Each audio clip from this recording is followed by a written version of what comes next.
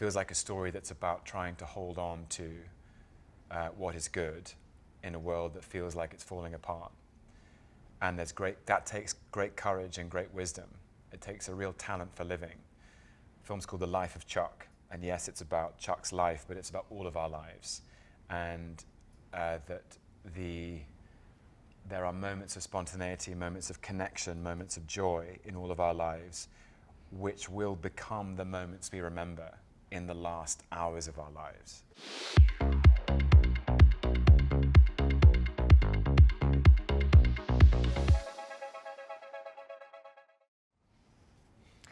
So Mike, I wanted to start with you, and just in a general sense, what makes a project worth adapting, and were you envisioning a movie in your head when you were reading Stephen King's novella for the first time?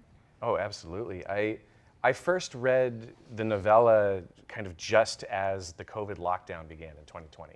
And so this particular story connected with me in a very, very visceral way at the time. There's no kind of moment where a story roars off the page and says, I want to be a movie. But what started to happen as I continued to read it was that sequences, very cinematic sequences, just began to play out in my imagination. When I put the story down, I was amazed by how much joy and hope and emotion I was feeling on a story that I didn't think was necessarily going that way in the beginning. And I remember shutting it, turning to my wife and saying, we have to do this. This might be one of the best movies we ever get to make. And for the cast, could you talk about how the project landed on your radar, and then what appealed to you about the character you're playing? If Chiwetel, you want to start?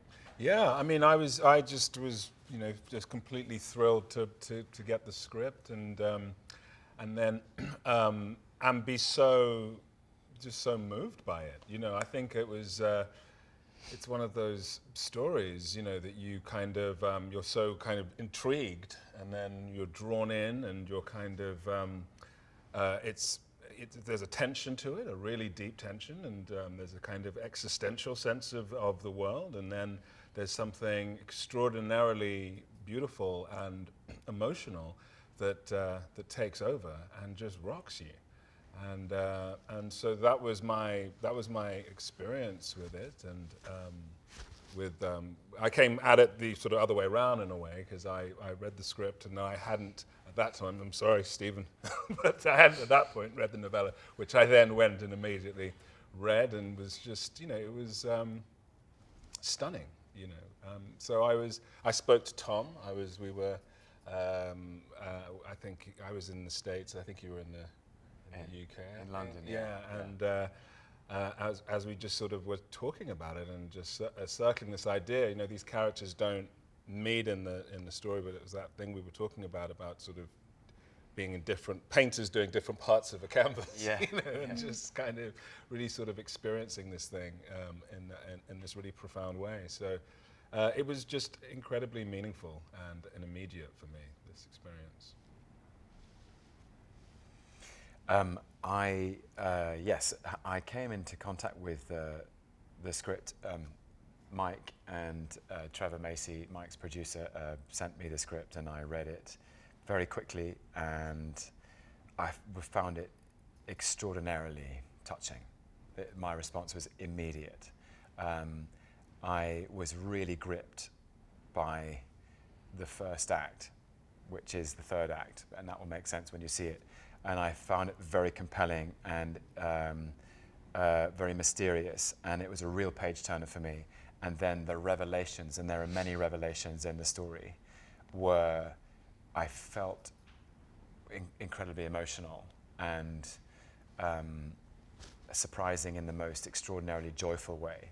I felt really touched by it. And I remember finishing it and thinking, I would love to do this. And very quickly spoke to Mike and Trevor and said that. I said, I would love to do this. Please, can I do it? And they said, yes, we would love you to do this.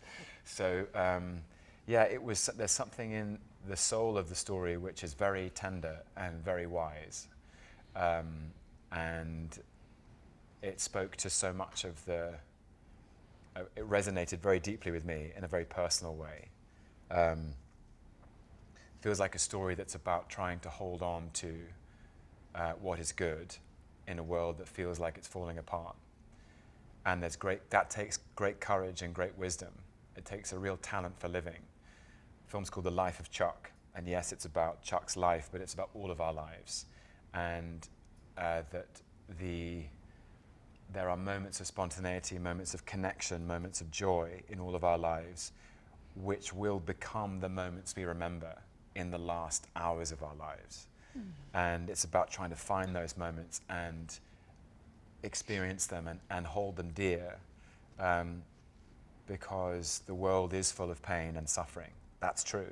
But there are also moments of joy. And I had never seen it so beautifully expressed as in this story. So it was, I said yes very quickly. And Mike said yes too. That was so beautiful. The movie is so beautiful. Like even people talking about it is so beautiful. But for me, Mike called me and told me about the project, and then I think sent me the script. I was so excited to get a call from Mike. I've worked with him before on Oculus, and so I was like immediately ready to say yes, regardless of what he was going to send me. But anyway, I read it and I was like, okay, thank God, it's brilliant. And it was just so moving and original. I thought it was one of the most original things I've come across in a long time. I mean, in terms of structure and also just the way it's dealing with saying goodbye to your life in a way. And it was so Mike as well, like his identity was all over it. And so I just knew immediately I had to do it. Since the movie is told in reverse chronological order, is there anything from an establishing perspective that you need to do as a director that maybe you wouldn't if a film was told in a traditional narrative, just so the audience is following the direction the movie is going in? That's an incredible question, and one that we asked constantly. You know, kind of, it was the first question of the screenwriting process, but the structure that Stephen King had created for it was so perfect for this story and created such an interesting experience in the way it doled out information and made connections between these different periods in someone's life. It then became an opportunity to mix things up, actually, and to say, well, these are such distinct kind of separate stories in a lot of ways. We can shoot them differently. They can have different aspect ratios. We can have a different color palette for them. We can try to really make them distinct, but then how do we make sure they feel connected, coherent, and part of one larger story?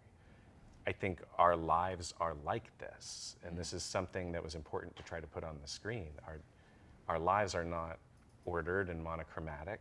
Our lives tend to be, Tom used the word constellations recently, and I thought that was perfect. I've often thought of the moments in our life as, instead of being a straight line, it's confetti that falls around us. You know, there was a chance for this story to feel a bit like life.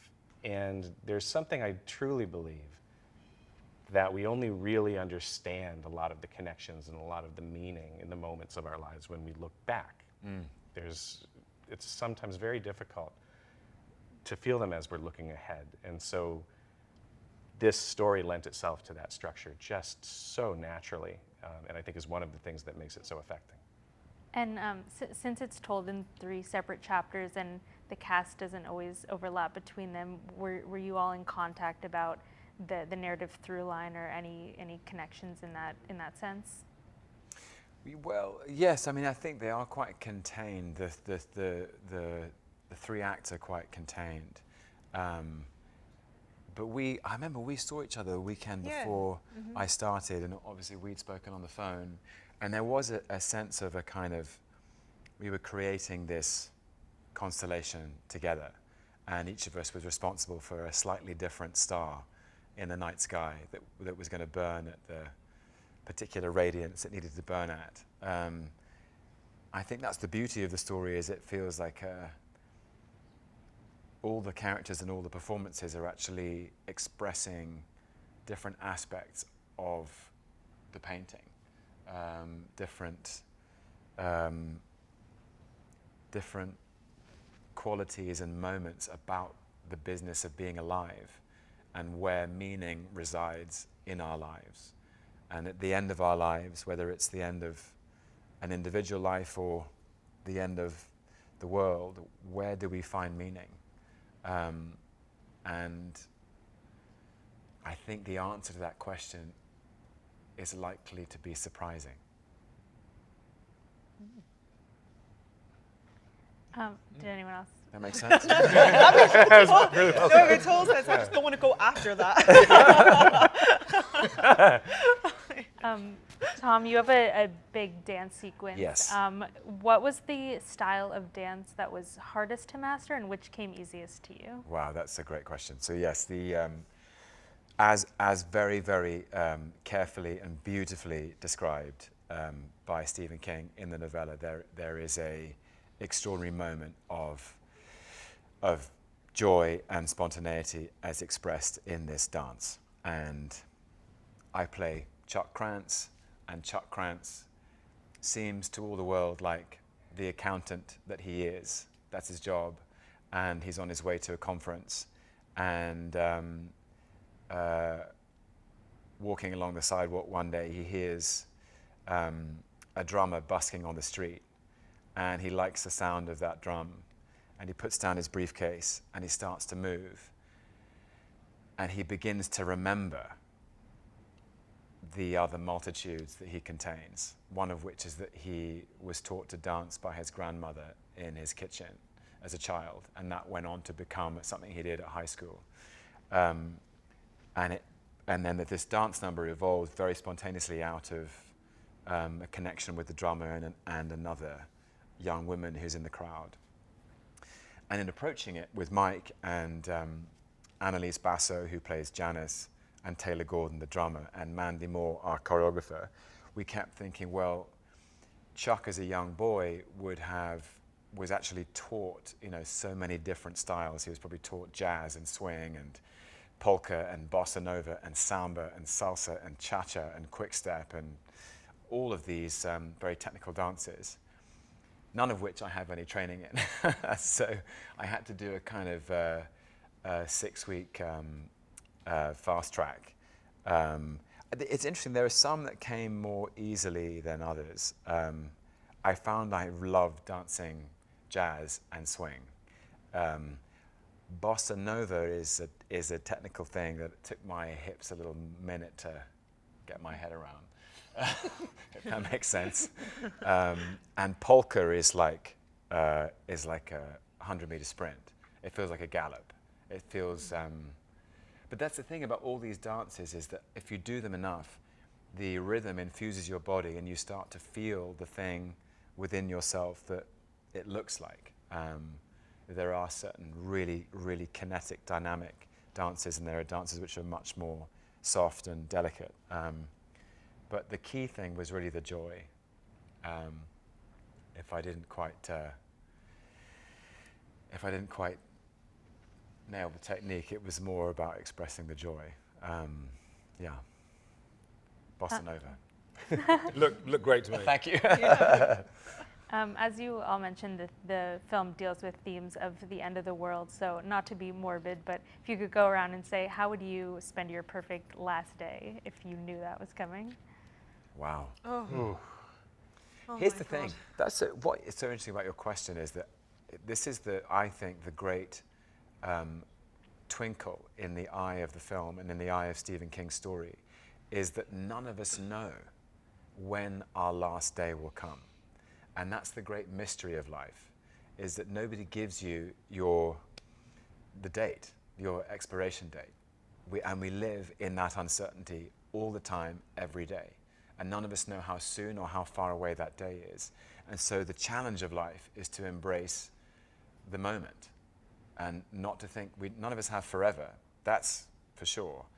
But it's like, how do you embrace the moment? Because your last day might be around the corner, you don't know. So it's sort of, how do you, I suppose not to be cliche, but how do you live every day as if it might be your last? How do you feel that you are content with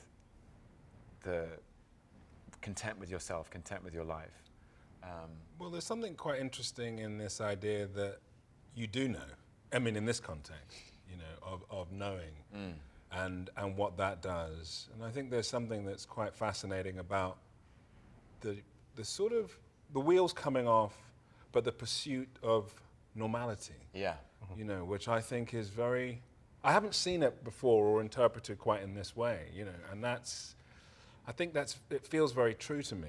The balance between trying to figure out how to have everything be normal, and the knowledge that it's all going to end, I think is a strange and probably quite honest way of engaging with it. I think that's something that I think is probably what I would be trying to do, is to try to create a sense of normality, and you know, with family, with friends, and but quietly freaking out. But you're saying you do know? You know your last day? Well, I'm not saying but I'm saying I know. Well, in the context of the question, Yes, of course, this yeah. idea of like, if you were If you were to know it was your last day. or you to know the world was going to end, or Yeah. if if it was clear. Which I suppose it never is, yeah. Yeah. I think. Oh, do you No, want to- please, please. Oh, I was just going to say, it's interesting in the film that the characters do know, and so what they do is seek out connection with each other. And I think that's probably the most natural thing in the world. And I've read a weird amount of quotes from people on their deathbeds, and like they talk about how so many things fall away that you've given so much weight to, like the accolades that you might have won along the way, or like all the money that you earned, or all the things that you achieved. And actually, what matters is the relationships that you had in your life and the connections. And so I think my guess is that I would be seeking out my strongest connections and just trying to spend my last moments in those. That was something that struck me so much about the story, because when you read apocalyptic stories, when you see something about the end of the world, it tends to be people running and screaming from something, a giant tidal wave or a firewall or something. And this story from the start seemed to exist in a place of acceptance and of the questions that we would really ask. Who from our past meant something to us? Who, if we did know there was only a few minutes left, who would we want to spend that time with? And I thought it was so amazing to be talking about the end of the world, but without that visceral terror that comes with that, and instead looking at characters who call each other up and who haven't spoken in a long time, or sit together to look at the stars and take a moment. You know, it really forces you, first as a reader, and I hope as a viewer, to ask those questions and to say, if it was my last day, where would I be? I like to hope that answer changes over time, and that the important thing is that you keep just revisiting it in so much as it's comfortable, because we don't want to dwell in that either. But I know I want to be with my wife and with my children and with the people who are the most important to me. Outside of that, what the day looks like, that changes. But I like taking just a moment to remind myself of that and to remember what's important. And this story did that for me in a very profound way. Well, it's also that thing about the end of the world, without it sounding like a cliche, but in this story, the end of the world is really just the beginning of this story. And I think that's what makes it so powerful, that understanding that, whatever it is, whatever the end of the world might be, is probably just the beginning of a completely different story. Well, and one of the things Stephen King said when he talked about the origin of the story for him was that he had heard someone say, when an old man dies, a library burns down. That the end of a person is the end of a world, that even our individual experience ends a universe. And that's something that I think is worth remembering, that all of us contain this, and we contain multitudes. Yeah. We contain so much more than kind of our outward-facing selves. And the sum of our experience and of our life is so much more than a description or money or accomplishment, like you're saying. It's a world. So each of us is the end of a world someday. Yes, the end of a life is the end of a world. And to what you were referencing, if the life of every human being is a constellation, at the end of that life, all those stars will be extinguished. Memories, connections, relationships, moments. And that inside the soul of every human being are a myriad connections, real and imagined, real relationships, but also imagined connections to art and literature and ideas and books and music and all those things fold at the end of a life. But I think any contemplation with death or with the end, I believe, beautifully inspires an appreciation of life and the stuff of life and the meaning in life, that those people you love and the people you're connected to, that's all that matters, and the magic that's happened between you, and that perhaps the moments in your life that you thought were small weren't small at all. Those small moments were the big moments. And I found that very touching. I think one thing that happens when we do contemplate the end like that, the question we're all going to have is why? You know, why was it all? What was it all for? Why did the good things happen? Why did the bad things happen? And there's something amazing about this story as King wrote it, because it doesn't have all the answers, but it attempts to answer that. And it points to something very specific, and says, that's why, that's what it's for. And it's not everything. It's not the all-encompassing answer, but it's an answer I think is true. And that makes something like this a project that, like, how do you not do it? How do you not take an opportunity to try to point at an answer like that? It's true and it's brave. Yeah. It's brave to hold on to what's good in a world that feels like it's falling apart. I think it takes great courage. Well, thank you guys so much. We have to wrap, but it was great chatting with you all. Thank you. Thank you. Thank you.